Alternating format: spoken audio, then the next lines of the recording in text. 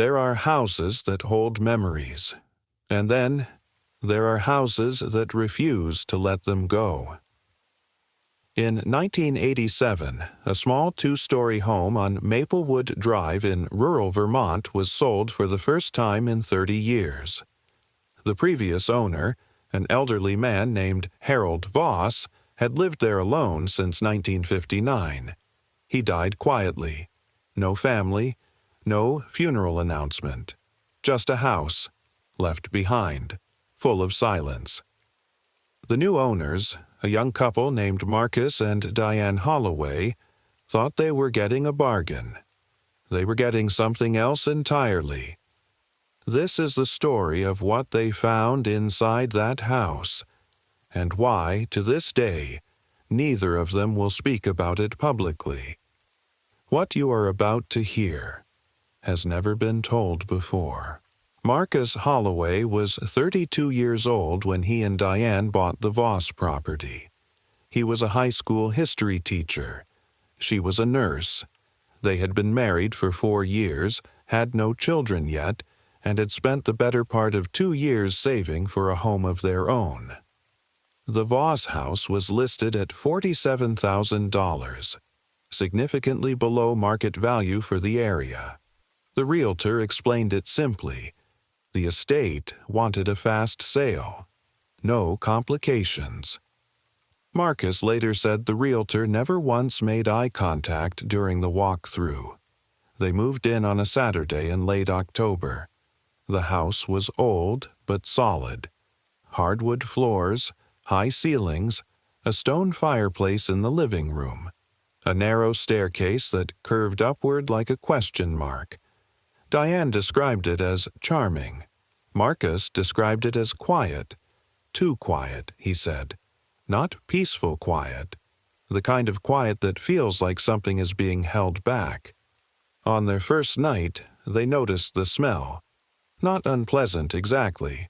Not rot, not damp, something floral, faint, like perfume from a room 3 doors down the hall. They assumed it was the previous owner's cleaning products, or perhaps old furniture. They went to bed. At 2:14 a.m., Marcus woke up. He didn't know why. No sound, no movement. He simply opened his eyes and stared at the ceiling, with the absolute, unshakable feeling that someone was standing at the foot of the bed. He turned on the lamp. The room was empty. Diane didn't stir. Marcus sat up for 40 minutes, listening.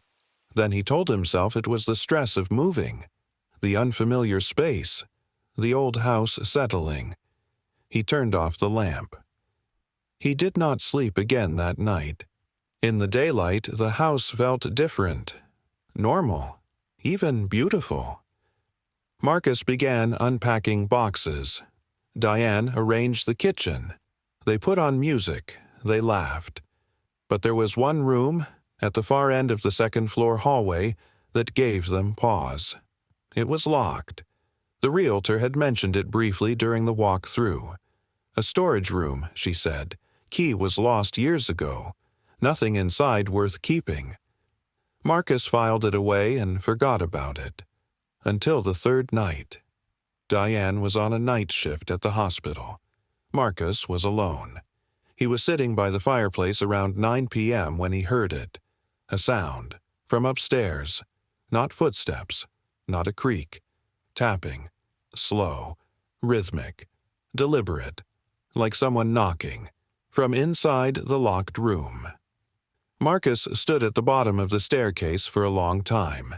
He told himself, old pipes, thermal expansion, a branch against a window. He climbed the stairs.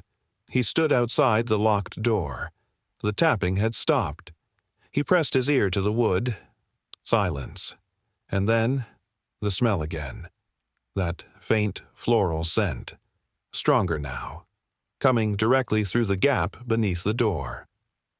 Marcus went back downstairs. He did not call Diane.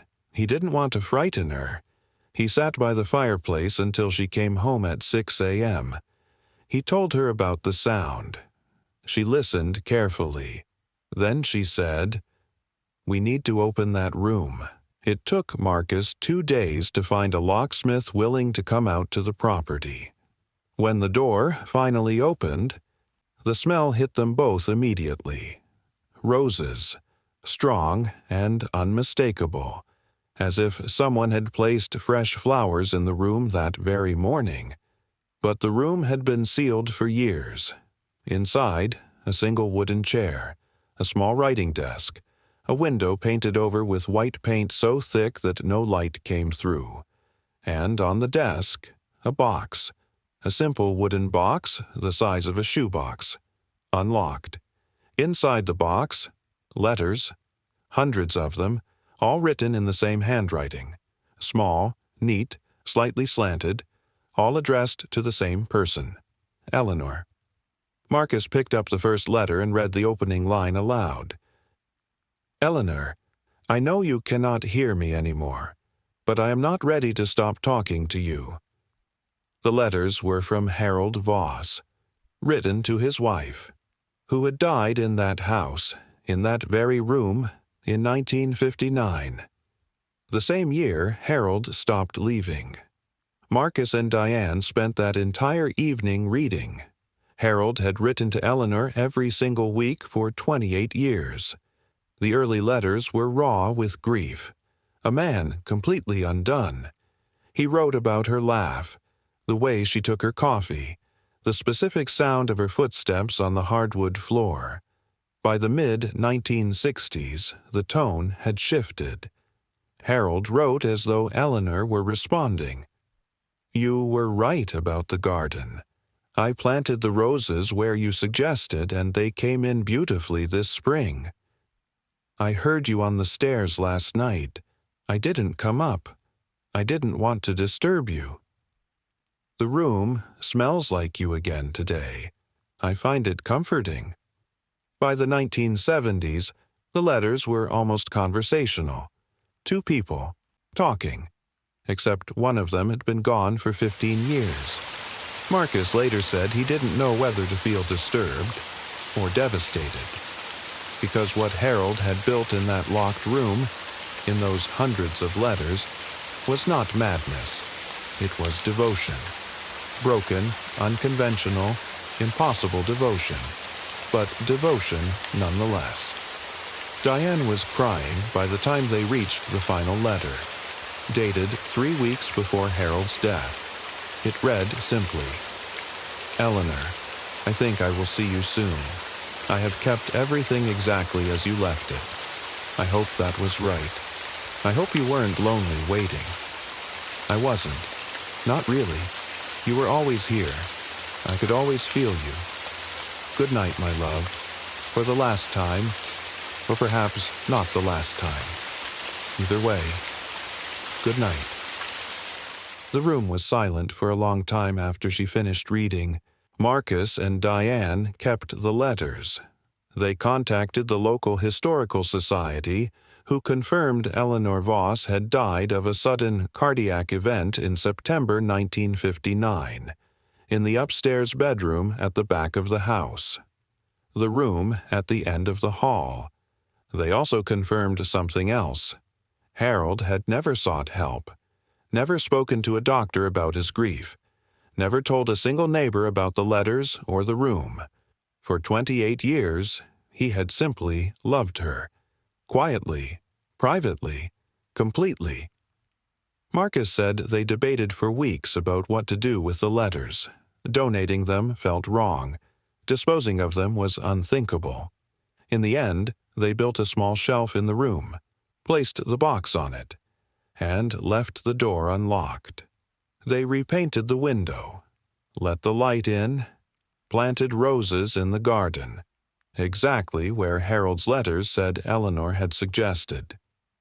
And the smell, that faint floral scent that had greeted them on their very first night, gradually faded, as if something had finally been settled, as if someone had finally been heard. Marcus and Diane lived in that house for 11 years. They raised 2 children there. They said the house never felt dark after the day they opened the room. Only old and full. Full in the way that homes become full when enough love has passed through them. I've thought about Harold Voss many times since I first heard this story. About what it means to love someone so completely, that their absence reshapes your entire existence. About whether what he did was grief or something closer to faith. The belief that she was still there, still listening, still in the room at the end of the hall. I don't have an answer. I'm not sure there is one. What I do know is that when Marcus and Diane finally moved out in 1998, they left the letters behind, on the shelf, in the room, where Harold had always intended them to stay. Some stories don't need an ending. Some stories just need to be told. If something in this story stayed with you, leave it in the comments below. I read every single one. And if you're carrying something you've never told anyone, you're in the right place. I'll see you in the next one.